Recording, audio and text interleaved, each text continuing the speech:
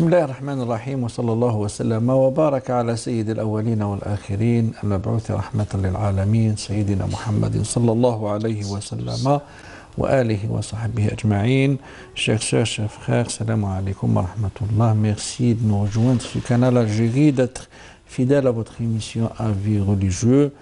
Docteur Djouhri, merci d'être parmi nous. Allah yassalmik, maître Migari, toujours ravi. Question de nos chers téléspectateurs. Et comme d'habitude, nous mettons à votre disposition un numéro de téléphone pour nous appeler, pour nous poser vos questions. 00 213 21 23 98 91 00 213 21 23 98 91 ainsi qu'un email avisreligieux@gmail.com. Docteur Djouhri, nous commençons d'abord en attendant les appels par les questions qui nous sont parvenues par email. La première question, oui. Quel est le verdict de la religion concernant l'usage du vernis à ongles, notamment en rapport avec les ablutions? C'est pour la première partie de sa question. Oui, la deuxième n'a pas de rapport avec. D'accord. Les vernis à ongles par rapport aux ablutions. Bismillah, wassalatu wassalamu ala rasulillah wa ala alihi wa sahbihi wa man wala wa man tabi'a hudahu ila yawmi yalqa Allah rabbil alamin. Chers frères et sœurs, assalamu alaykum wa rahmatullahi ta'ala wa barakatuh. Il est jugé par unanimité que le vernis à ongles ne permet pas, c'est-à-dire l'eau pour qu'il achève à la peau de l'ongle. Ça veut dire qu'il y a quelque chose désolant, on va dire, qui... Il forme une couche qui isole, voilà, imperméable. Voilà, imperméable. Et ça veut dire que l'eau n'adhère pas ou n'arrive pas à la peau, ce qui rend les ablutions annulées. Incomplète, pardon. Voilà, et incomplète et bien sûr annulée parce que on doit laver les mains, toutes les mains, sauf qu'il y ait bien sûr peut-être une blessure, etc. Là, il y a d'autres précautions à prendre. Docteur Djouhri, permettez-moi de prendre un appel. On a au bout du fil Madame Khadija de Paris. Allô? Salam wa rahmatullah. Est-ce que نخرجوا عاشوراء على دراهم يديروهم de côté pour les enfants? J'ai 3 enfants, كل واحد il a un compte, chaque enfant. Est-ce que نخرجوا عاشوراء على الدراهم تاع les enfants mis de côté؟ تاوعي c'est bon, mais تاع les enfants ما على باليش. Mais c'est تاوعكم. On va vous répondre. نجاوبك إن شاء الله. Voilà, du moment qu'ils sont sous votre toit, sous votre responsabilité, on va dire, cet argent-là vous appartient normalement. Et d'ailleurs même, c'est-à-dire moralement parlant, un des compagnons est venu chez le prophète sallallahu alayhi wa sallam en lui disant que son père lui prend un petit peu de son argent à son insu, et le prophète alayhi sallam lui a dit Anta wa maluka li abik, c'est-à-dire et toi et ce que tu possèdes sans la possession de votre père. Et là, du moment que ces enfants-là ne sont pas adultes, ils ne peuvent pas se prendre en charge, alors cet argent-là vous appartient à vous, c'est-à-dire les parents. Et du moment qu'il est avec tout ce que vous possédez, c'est-à-dire quand vous rajoutez les sommes destinées à ces enfants-là, économisées par les enfants, les additionner avec ce que vous possédez, vous allez trouver que vous avez dépassé le seuil nisab, le quorum. Et du moment que vous avez dépassé le quorum, là, ces sommes d'argent-là sont soumises à la zakat, bien sûr, même qu'elles soient destinées, c'est-à-dire à l'avenir pour les enfants. Même si l'enfant a des biens, voilà, a une fortune propre à lui. Propre à lui. Le tuteur doit sortir كيما اليتيم مثلا. Comme l'orphelin, l'orphelin, même celui qui n'est pas en pleine capacité mentale, etc. Voilà, celui qui n'a pas atteint encore la puberté et puis qui possède une certaine fortune, il a un tuteur avec lui. Ce tuteur-là est dans l'obligation de faire sortir la zakat malgré que le possesseur n'a pas encore atteint l'âge de la puberté. C'est l'avis de trois écoles, de trois grandes écoles, Hanafites, Malikites et Shafi'ites. Bon. Avant de passer pour celle qui nous a demandé les questions par rapport aux gens, par rapport aux ablutions, qu'est-ce qu'elle doit faire? Elle doit prendre un dissolvant à chaque fois qu'elle va renouveler ses ablutions. Elle doit enlever d'abord ce vernis-là à ongles. Sinon, si elle n'est pas dans l'obligation de refaire les ablutions. Voilà, si elle fait ses ablutions et puis elle applique ce vernis à ongles, elle peut faire sa prière avec. C'est-à-dire le vernis en soi n'est pas un annulateur des ablutions. Non, non, non. Voilà. Mais ne pas l'enlever avant de renouveler ses ablutions rend l'ablution qui va venir annulée. Très bien. Voilà. Et nous avons au bout du fil Madame Souad de Lille. Allô?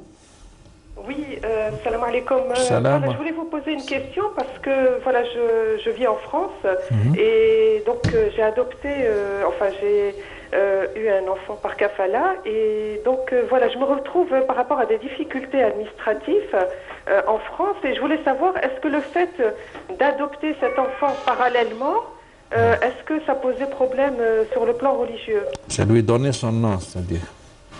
Non, je lui ai déjà donné, tout s'est passé en Algérie, je lui ai déjà donné mon nom, donc ça, il n'y a pas de souci.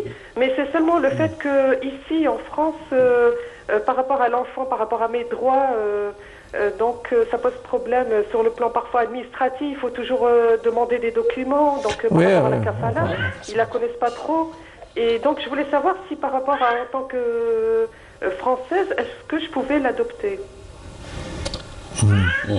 C'est-à-dire tout en gardant, comment dire, ses origines, voilà, d'où elle vient, qui est sa maman et tout. Donc, voilà, par rapport à ça. C'est-à-dire vous connaissez ses parents, ses vrais parents? Ah non, pas du tout, non, non. C'est un enfant que j'ai élevé en pouponnière. Très bien. Directement, donc qui a été abandonné. Mais il est affilié. Oui, apparemment. Il est affilié à quelqu'un. Une maman. Voilà, une maman. Et puis, est-ce qu'il a pris son nom? Ou il prend votre nom? Oui, son nom, oui. Oui, mais il a pris son nom. Elle porte le mien. C'est-à-dire, il a un autre nom que le vôtre? Oui, mais ça a été changé par l'administration algérienne. C'est-à-dire que maintenant, elle porte mon nom. La concordance de nom, qui est tolérée en Algérie. D'accord. Ouais. Très bien, madame, c'est clair, on va vous répondre. Bon, seulement prendre le nom, c'est permis, hein, c'est permis. Il faut pas l'affilier. C'est-à-dire, il ne faut pas se dire qu'il est votre... C'est comme si il était votre enfant biologique. D'accord? Mais prendre le nom de la famille pour faciliter un petit peu peut-être administrativement, c'est toléré. Mais il ne faut pas qu'il soit sur le livret de famille comme s'il était un de vos enfants biologiques. Et puis, par rapport à l'administration française, je ne sais pas comment c'est-à-dire la procédure se fait, mais quand même, c'est-à-dire, s'il s'agit de quelque chose d'administratif seulement pour faciliter la tâche, je ne trouve pas de souci, du moment que lui, vous, peut-être la famille aussi, savent tous que c'est un enfant pris par la kafala. Ce n'est pas un enfant, c'est-à-dire réel, biologiquement, affilié directement à vous. Ça rentre dans ce qui est dans la tradition arabe lorsque le Coran a été révélé au prophète sallallahu alayhi wa sallam, mawalikum, c'est-à-dire affilié à votre tribu. Mawalikum, ikhwanukum fi din ou mawalikum. Donc ça n'a pas à se faire de soucis. Elle n'a pas à se faire de soucis. Du moment qu'il est informé, l'enfant il doit être informé et puis l'entourage familial aussi, pour préparer cet enfant-là, prochainement peut-être, je ne sais pas, s'il y a un décès dans la famille, pour que l'héritage soit partagé comme la charia le prescrit, non pas comme... non, on peut compenser par donner. Par la donation. Par la donation, la part mais sa question se focalise beaucoup plus sur le fait de lui donner son nom, avec la précision qu'il est un enfant adopté ou là, un enfant pris par la kafala. Là, je ne trouve pas de problème ou de souci. Très bien. Sa deuxième question, oui. Après nous avoir demandé sur le vernis, oui. Quand je travaille, je ne peux pas revêtir les vêtements islamiques longs en raison des difficultés que je rencontre sur la route et dans les transports. Quelle est la longueur convenable dans ces situations? Le port de longues bottes sur des vêtements anciens est-il compatible avec le code vestimentaire islamique? Pas un code quand même. Oui. Est-il illicite ou non d'ôter mon foulard et de dévoiler... Là, c'est la troisième question. Alors, ça tourne autour de la tenue vestimentaire d'une musulmane. Ce qui est demandé, c'est de cacher son intimité en quelque sorte. C'est cela qui est demandé par Allah subhanahu wa ta'ala dans la sourate An-Nur et dans la sourate Al-Ahzab. C'est de cacher son intimité. Cette intimité-là, c'est tout le corps de la femme, sauf son visage et ses mains. Et puis, Abu Hanifa a rajouté encore, c'est-à-dire ses pieds, à partir, je ne sais pas comment on l'appelle, c'est-à-dire le ka'bayn ou la cheville. La cheville, à partir de la cheville jusqu'aux orteils. Mais il n'y a pas une seule forme. Voilà, j'allais le dire, mais il n'y a pas une seule forme, parce qu'à chaque société, sa culture d'habit, ses couleurs préférées, le style change d'une génération à une autre. Parfois les situations, les contraintes. Et voilà, et parfois aussi les conditions climatiques aussi. Les conditions climatiques, ça rentre en vigueur. C'est-à-dire, s'il n'y a pas dans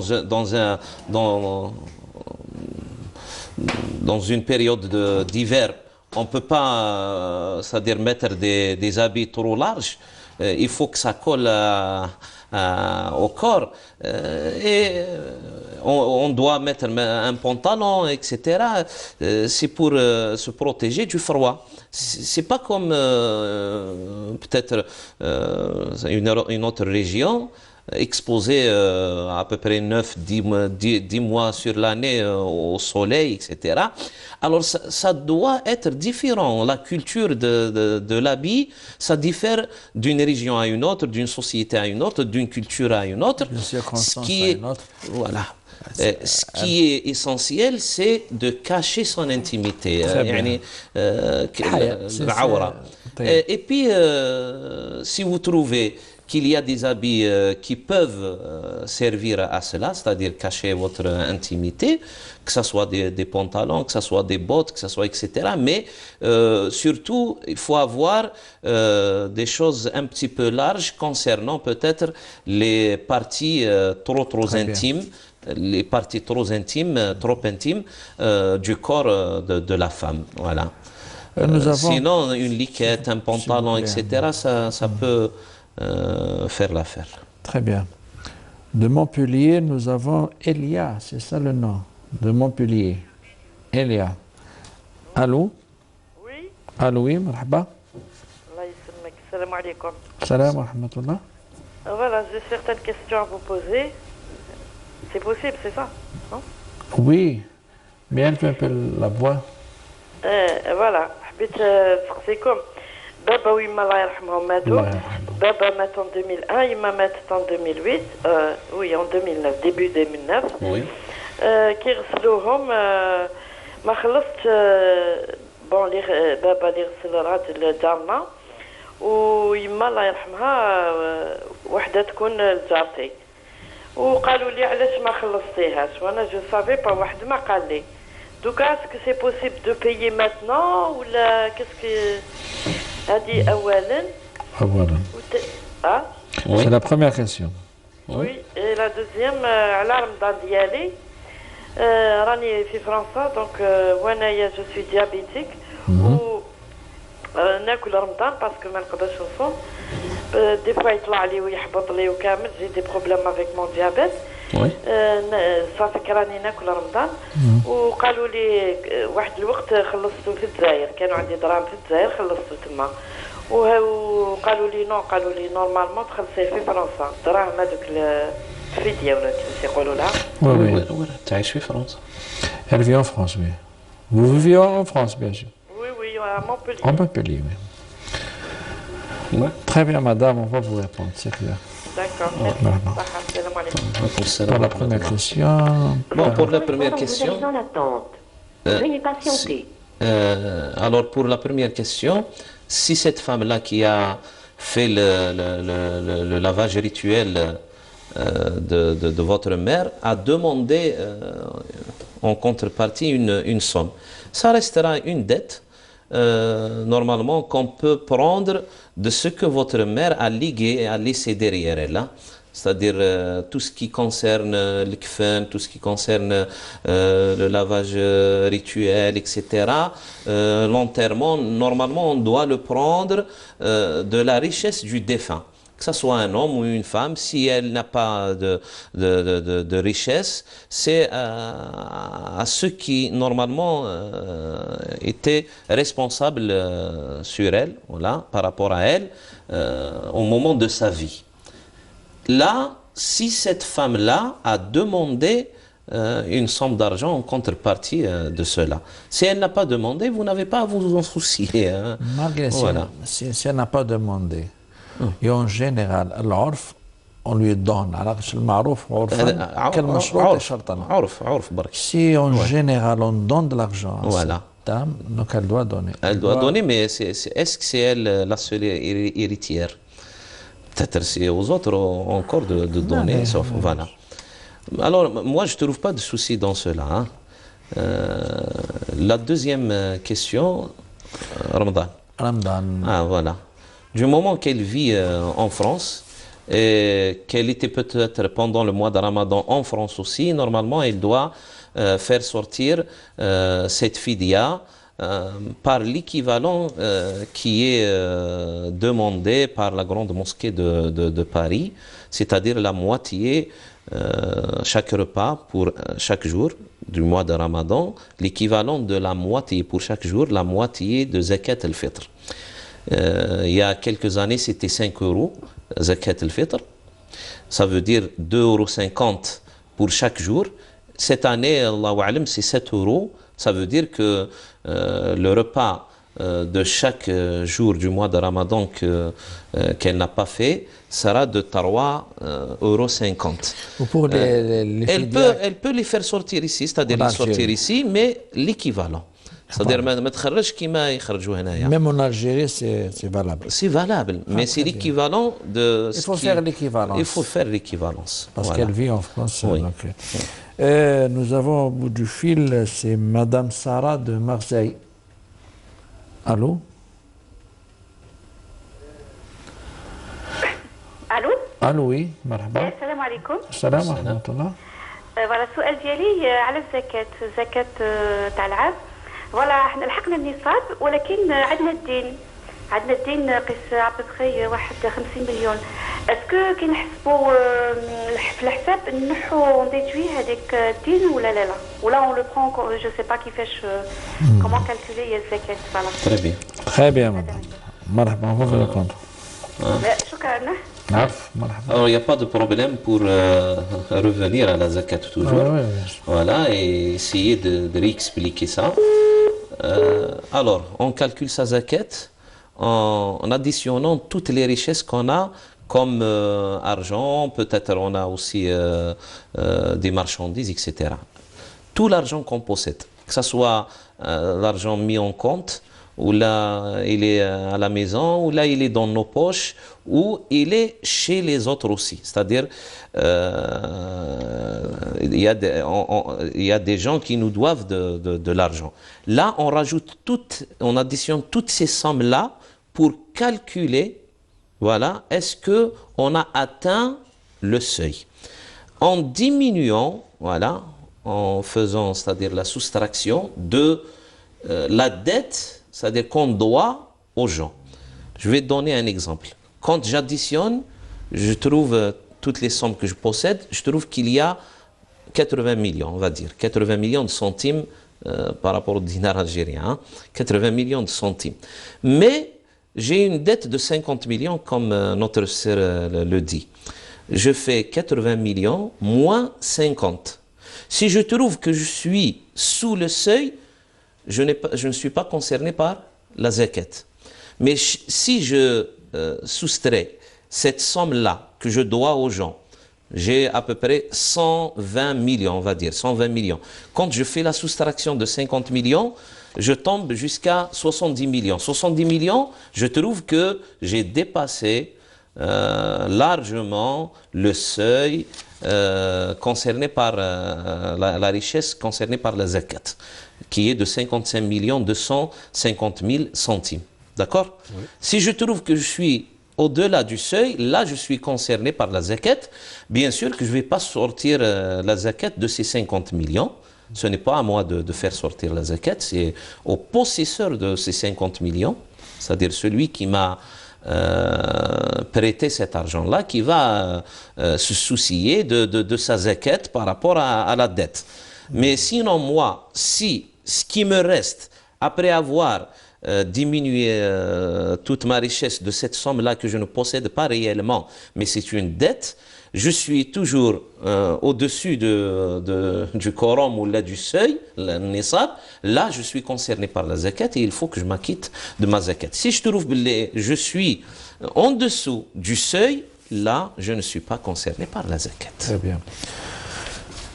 Nous avons Dalila, Madame Dalila de Paris, qui est au bout. Allô? Elle est toujours là? Allô? Oui, allô. Allô, oui, مرحبا. الله يسلمك، السلام عليكم. عندي واحد المشكله شويه راهي محيراني بزاف. Je suis très soucieuse de ce problème. Bon, c'est pas un problème, mais pour moi c'est vis-à-vis Allah. Donc j'ai ma mère, elle refuse de me parler, et j'ai rien fait. J'ai fait mon devoir امام الله كما لازم. دونك هذه شويه راهي محيرتني بزاف. يعني هي الدوموند ترو، الدوموند لامبوسيبل. حتى ربي سبحانه في القران قال لك لا يكلف الله نفسا الا وسعها. ويعني ما تشوفش فيا، نتكلم معاها، نروح en vacances, elle ne calcule pas. C'est-à-dire il y a une cause, il y a une cause. Qu'est-ce qu'elle vous demande? Non, il y a rien, il y a Qu'est-ce qu'elle vous demande? Qu'est-ce qu'elle vous demande? Elle demande parce que j'ai mes sœurs là-bas. Elle veut qu'une de mes sœurs elle vient ici en France, mais moi c'est impossible. C'est franchement ما قدرتش، الله غالب ربي راه شاهد. يعني واي حاجه تقول لك راكي ما شورتينيش فيها، هي الغوفي السوق في اكزامبل قال لك الله صلى الله عليه وسلم تهادوا تحابوا. يعني كاينه لا فامي كاين اللي يهادوهم يبغون يهادوا، هي الغوفي الامباكا. دونك انا دوك ما عرفتش، انا نعفي ربي سبحانه عز وجل نتاعها هي، ولا والله العظيم راني في حيره من جهه ربي. والغوفي دو بارلي والو. ودروك حط بزاف معها والله، ودرت معها كل اللازم. يعني راه ربي شاهد عليا. وقال لك ربي سبحانه معصية لمخلوق في لا معصية الخالق في طاعة المخلوق. يعني راني حيرة. لا طاعة لمخلوق في معصية الخالق. اكزاكت. بارك الله فيك، بارك الله فيك. دونك انا حط بزاف، انا يعني نكلمها ما تهضرش معايا، حتى كي نعيط لها في التليفون ما تهضرش معايا. راني في حيرة من جهة ربي، والله ماني عارفة. يعني كاين ربي سبحانه. Oui, mais j'ai fait tous les moyens, mais Allah. معليش la mari. Oui. Vous avez un mari, madame? Oui. Ouais. Et lui aussi, il est contre que votre sœur vienne, qu'il la prenne en charge, etc. On ne peut pas parce que non, pratiquement, il est impossible. C'est impossible. Non, pratiquement, il est impossible de la prendre en charge. D'accord, madame, on va vous répondre. Inch'Allah, نحولك الحيرة. إن شاء الله بإذن تعالى. يلا ان شاء الله ربي يخليكم نهاركم مبروك ان شاء الله. La première des choses, c'est que Allah subhanahu wa ta'ala nous a demandé de faire la bienfaisance à l'égard des parents.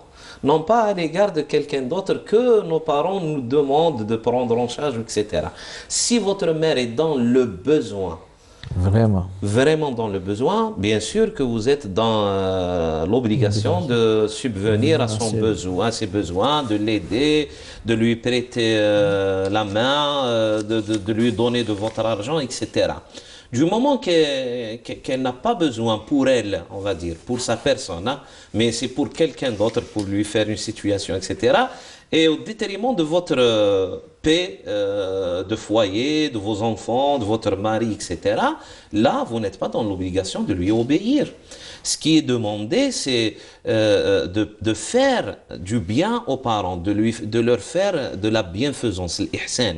Mais non pas de les écouter sur toute la ligne jusqu'à la fin de notre vie, parce qu'on a des choix à prendre dans notre vie.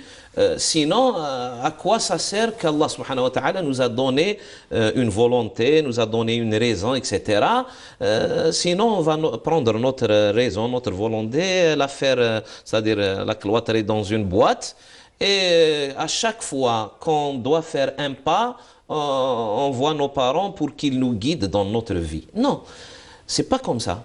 C'est-à-dire la relation entre enfants et parents, c'est une relation d'amour, d'affection, de respect, bien sûr, et une relation de bienfaisance. C'est-à-dire, s'ils en ont besoin vraiment, je ne les laisse pas tomber. C'est-à-dire, mon père ou ma mère, etc., il faut que je les prenne en charge, ou là, je les aide pour qu'ils soient pris en charge, je leur donne de mon argent, je ne les laisse pas dans le besoin. Mais, c'est pas demander de leur obéir toute la vie, surtout sur des choses qui ne sont pas vraiment, c'est-à-dire, claires. Ça peut se discuter. Lorsque mon père me dit fais ta prière, ou là, je sais pas, tu n'as pas fait ton hajj, tu es aisé, il faut que tu fasses le hajj, etc. Là, c'est clair. C'est-à-dire, ça rentre dans ce qu'Allah subhanahu wa ta'ala nous a demandé, nous a obligé à faire, etc. Ça, il n'y a pas de problème dans ça.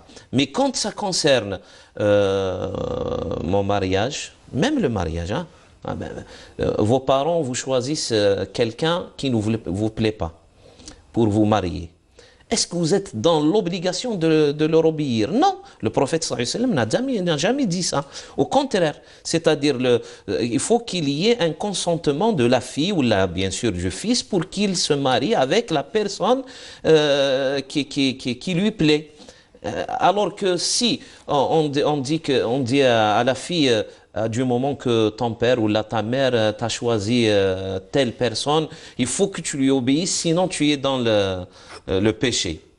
Là, c'est pas logique. C'est-à-dire les choix de notre vie, de la vie quotidienne, nous reviennent à nous. C'est pas à nos parents ou là à quelqu'un d'autre. Pour cette femme, voilà. Allah Azza wa Jal ne vous met jamais dans le gêne, ni dans la difficulté. C'est ça. Faites l'effort. Voilà. Faites l'effort pour ne vous rapprocher. Ne baissez jamais les bras. C'est votre mère. Wallahi a'lam. Faites l'effort. C'est-à-dire, j'allais rajouter cette phrase-là, cher maître. C'est que même lorsqu'ils arrivent à nous contraindre à laisser notre religion, hein, parce qu'Allah subhanahu wa ta'ala a cité ça dans le Coran.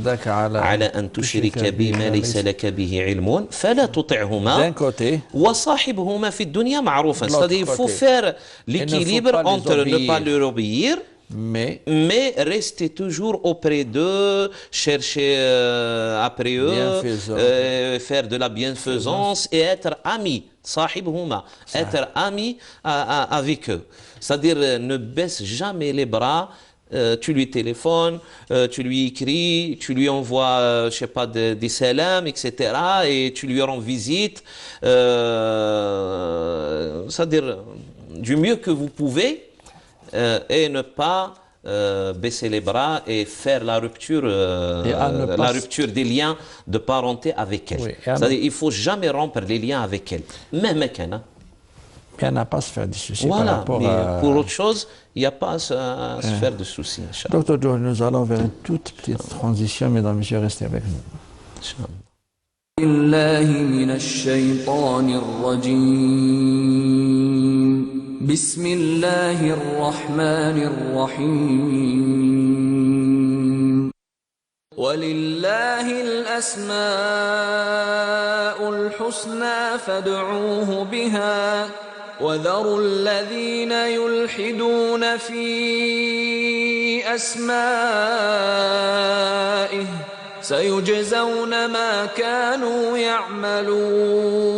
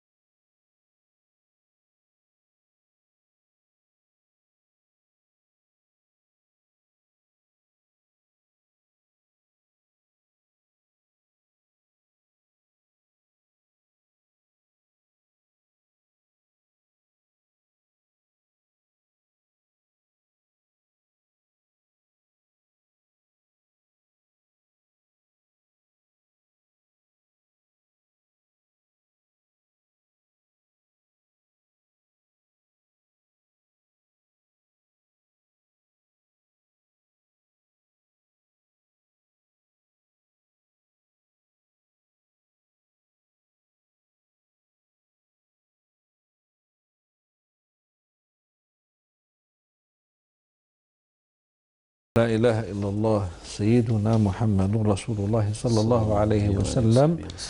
Et nous avons au bout du fil, c'est Madame Zahida de Tizi Ouzou. Allô? الو Allô, oui, marhaba. مساء الخير. عليك ولا نقدر قبيله تفهموني. معليش معليش. مرحبا. قلنا ياك بغينا نهضر كيف بون عندي بابا مات عنده وليا مات. Je veux savoir comment compenser le manque qu'il a vécu parce qu'il a été vraiment maltraité par l'entourage. Exactement par sa femme. Et la question c'est comment compenser, c'est-à-dire كيفاه نعوض هذاك المنك اللي عاشوا في حياته. elle a des remords par rapport à la souffrance, elle veut compenser. كان مسكين ما يقدرش يهضر معنا مع ولادو. ما تخليش يهضر معنا ما تخليش. صلاته. C'est-à-dire vous aviez un empêchement, vous aviez de son vivant. Il a souffert le martyr. مسكين. Très bien. ونهار مات قالت له روح بسلامة. ما غطهاش ما والو. كنت تدير كيما ما على باليش ولا تقول حسيت كيما حبيت تقول له الشعب راك تروح تموت. المهم on a compris la question. دونك حبيت انا خدامه حبيت نصدق عليه حبيت نعوضوه هذاك اللي خصوه كي كان مريض. كيف نعوض الصبر هذاك اللي صبروا كيف طول حياته يصبر لها وكي مات ما خلتنا حتى حاجه في الدار خرجت كاع حوايجو معليش ما خلتنا حتى حاجه خرجت كاع حوايجو. S'il vous plaît, madame, excusez-moi, je veux vous poser une question. Est-ce qu'il avait des dettes à votre, c'est-à-dire à votre connaissance? Est-ce qu'il a des dettes entre lui et Allah Azza wa Jal concernant Ramadan? Oui, كان مريض بزاف دونك. Alors il faisait pas Ramadan. Est-ce qu'il faisait sortir la fidia, etc. Non. حياته تاع بوطراتيكم قبل ما يموت ديجا نهار العيد جوزها في السبيطار دونك ما صامش ما كانش يصلي باسكو نيتي با بروف كان يدير حوايجو. Ouais. Très bien. كاع وانا حبيت نعرفوا هذاك. Non, c'est-à-dire juste répondez-moi juste à cette question-là. Est-ce qu'il a des dettes par rapport au Ramadan, au jeûne du mois de Ramadan? Un mois. Un mois. خلاص. ما نسمعكمش بيان. On va vous répondre Inch'Allah. C'est-à-dire شحال ما صامش combien il n'a pas jeûné. عنده العوام ما يصامش باسكو ديابيتيك دونك يصدق صحيح. كان يصدق. Il faisait sortir des filles. هذاك رمضان ما على باليش باسكو كيف داروا الفاميليات c'est-à-dire la maman il a pris le petit il a tout pris avec elle نهار مات ما سبنا لا بابي لا والو دات كاع الحوايج دونك ما على باليش معليش ان شاء الله on va vous répondre. ربي يرحمه ان شاء الله ربي يرحمه. واش حبيت نعوضوا هذاك فوالا اللي عاشوه. تري بيان. ما ياكل كيما يحب ما يشرب كيما يحب في الشوبره وحده خلاته وحده عنده 12 سنه خلاته في الشوبره وحده ما تديرو خداتو كما يقولوا الا يزولي كي ما تنزلوا ياكل كيما يحب ما. على كل حال هو راه عند ربي ان شاء الله. ولا حبيت نعوضوا هذا. فوالا فهمنا فانا. On a bien compris madame نجاوبك الان ونسال نوضحوا لك. ميرسي. Pour la vie d'ici-bas, يعني الدنيا هذه.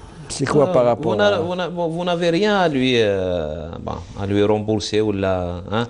C'est-à-dire خلاص la vie terrestre pour lui est finie, terminée.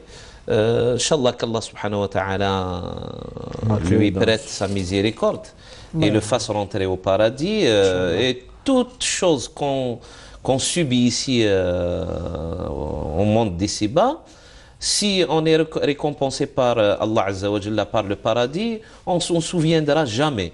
Il y a un hadith du prophète sallallahu alayhi wa sallam, il y a quelqu'un qu'Allah subhanahu wa ta'ala a pris, il a vécu toutes les souffrances, voilà, toutes les douleurs du monde, et il l'a mis au paradis pour un petit moment. Il l'a plongé, voilà, dans le paradis. Et c'est comme s'il n'a rien vu d'atrocité. Il lui a demandé, est-ce que tu as subi déjà une souffrance? Voilà, jamais. Alors, Inch'Allah, votre père n'aura pas à subir une autre souffrance, Inch'Allah, si Allah subhanahu wa ta'ala le fasse adhérer ou la rentrer au paradis.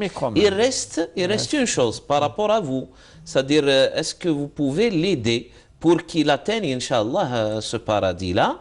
C'est à vous de lui faire des charités, de lui réciter le Coran à sa place, et puis lui souhaiter en quelque sorte la récompense de ce que vous avez fait. Tasbih aussi, vous pouvez lui faire des douas à tout moment. Hein. À chaque prière, vous pouvez lui faire des douas, Rabbi subhanahu wa ta'ala yarahmu. Et puis vous pouvez jeûner à sa place aussi, et lui expédier aussi la récompense, lui faire une umrah, lui faire une hajja, un pèlerinage, tout ça est permis. Et puis, même donner de l'argent à quelqu'un qui fait le pèlerinage, pour lui, voilà, pour lui. Mais reste, il faut chercher, est-ce qu'il a des dettes? Est-ce qu'il a des dettes? بينه وبين ربي عز وجل. Non, قلت لك dernièrement ما يعرفوا حتى ديتاي عليه. الله أعلم. Voilà.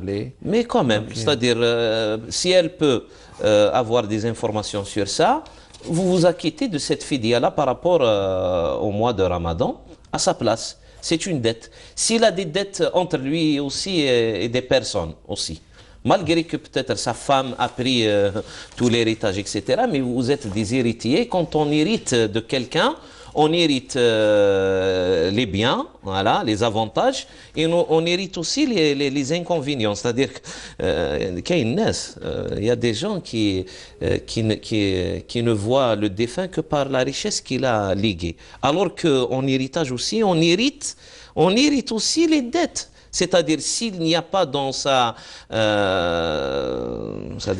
légation, on va dire, ce qui suffit pour rembourser ses dettes, c'est aux héritiers, hein, qui sont dans l'obligation de rembourser ces dettes-là. On les a déjà des abrégés, c'est Tadumu, Tadjizuhu, Duyunuhu, Wasiyya. Oui, mais pour procéder Mais on hérite aussi même les dettes. Alors votre père, vous n'avez qu'à honorer sa mémoire par déjà être une personne bonne باش تلحق له الرحمة كما يقولوا الله يرحم والديك. À chaque fois que chacun vous dit الله يرحم والديك, c'est par rapport voilà يرحم لي ربك, ça إن شاء الله يوصل له ثاني. Nous avons docteur Abou du film c'est qui déjà? Madame Fatima de Paris. Allô? Allô, oui. مرحبا. بيك يعيشك ولدي. السلام عليكم. وعليكم السلام ورحمة الله. حابة نسقسي على عندي زكاة المال. وحابة عندي وليدي مات وخلى زوز ولاد. وواحد عنده 18 سنة ما يقرا, ما خدام, ما كان خدمة, وامهم تخدم وحدهم ووحدة تقرا. اسكو نقدر نمد لهم زكاة المال ولا ما نقدرش؟ نجاوبوك الحاج, نجاوبوك. هاي. نجاوبوك إن شاء الله. صحة. Oui, bien sûr. Oui, bien sûr. Elle peut leur donner sa zakat, ils sont des orphelins. Et puis, du moment qu'elle est une femme, ce n'est pas non, du moment que la femme, c'est une règle en général, on va la prendre comme ça, une règle. La femme, elle peut donner sa zakat à qui elle veut. Du moment qu'il soit nécessiteux, la personne à qui elle va donner sa zakat, il faut qu'elle rentre dans les 8 bénéficiaires qu'Allah subhanahu wa ta'ala a cité dans le Coran, etc. C'est une règle générale. Elle peut donner zakat pour ses enfants, ses petits-enfants, pour son mari, même si son mari est dans le besoin, une femme qui possède une richesse, elle peut donner à son mari. Même voilà, la zakat. Pourquoi? Parce que la femme en islam, elle n'a pas la responsabilité de prendre en charge personne. Voilà. C'est-à-dire même elle-même, elle ne se prend pas en charge. Elle est toujours sous la charge de quelqu'un, que ce soit son père, ou là son mari à elle, ou là son fils, s'il est, c'est-à-dire aisé, etc. La femme, quand elle possède une richesse, ou alayha zakat, elle est concernée par la zakat, elle peut donner à quiconque qu'elle veut, bien sûr, à condition qu'il soit parmi ceux qui ont le droit à avoir la zakat. Ouais. La question, est-ce que la conversion à l'islam exige-t-elle la présence de témoins? Il y a un petit détail. Bon, concernant la foi, l'acceptation d'Allah subhanahu wa ta'ala, l'agrément d'Allah azza wa jalla, on n'en a pas besoin de témoins. C'est nous qui témoignons qu'Allah azza wa jalla est le seul divin qui existe, voilà, et que le prophète sallallahu alayhi wa sallam est son messager. Là, c'est un témoignage. Shahada min indana. On n'a pas besoin de quelqu'un pour la prononcer. Mais ce qui concerne la communauté musulmane, la société musulmane, pour adhérer à cette communauté-là, pour avoir des droits et des devoirs à la connaissance de tout l'entourage, bien sûr qu'on en a besoin de ces témoignages-là. Sinon, quelle est la preuve? Si vous voulez vous marier, peut-être s'il s'agit d'un homme, vous voulez vous marier avec une femme musulmane, il faut qu'il y ait des témoins qui vont attester que vous êtes musulman. Non, pour une précision, à partir du moment où tu auras besoin d'un papier, là il faut des témoins. Un papier, si tu n'es pas dans le besoin d'un papier, pour la communauté pour avoir accès à des droits, parce que marier d'une musulmane, avoir des droits dans un pays musulman. Là, même chez nous, dans les différentes directions des affaires religieuses, on fait ce papier-là avec cette procédure avec des témoins. Parce qu'il y a des choses, pas le fait que tu il y a sois des un droits. musulman, Voilà. Mais le fait que tu veux avoir un accès à des droits par rapport à cette communauté musulmane, qui exige un papier certifiant votre profession. Barakallahu fik.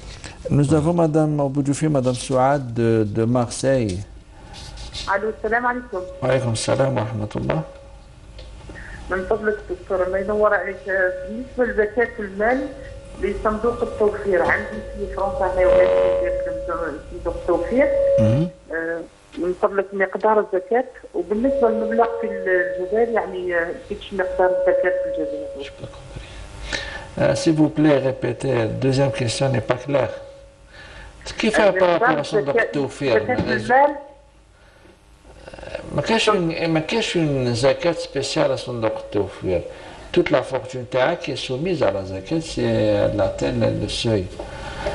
ما كاينش حاجة spéciale à صندوق التوفير, il faut faire les comptes, toute la fortune, et voir si ça atteint le seuil, elle est soumise à la zakat. 2,5%, vous la divisez sur 40. D'accord. La deuxième question? La question juste c'est le mal في فرنسا ou في الجزائر كم مقدار فقط. C'est clair. Très bien. جاوبك إن شاء الله. مرحبا بك. Bon, si ça concerne la richesse en Algérie, le seuil est de 55 250 000. Le seuil, hein. C'est-à-dire, si vous dépassez ce seuil-là, vous êtes concerné par la zakat. Toute la somme que vous possédez, vous allez la diviser sur 40. C'est l'équivalent de 2,5%. Toute la somme divisée par 40, la somme acquittée va ressortir directement. S'il s'agit de l'Europe, je ne sais pas, peut-être c'est 3 000 euros. C'est l'équivalent de 85 grammes d'or toujours. 3 000 euros, et le seuil à peu près Elle se rapproche à la grande mosquée. Voilà, pour avoir le seuil. Le seuil. Voilà, le seuil. Mais sinon, la quantité, c'est la même. C'est divisé sur 40. Il y a plus de merci, Dr. Djouri. Mesdames et messieurs, merci pour de nous avoir prêté votre attention. D'ici la semaine prochaine. دمتم في رعاية الله وحفظه والسلام عليكم ورحمة الله وبركاته.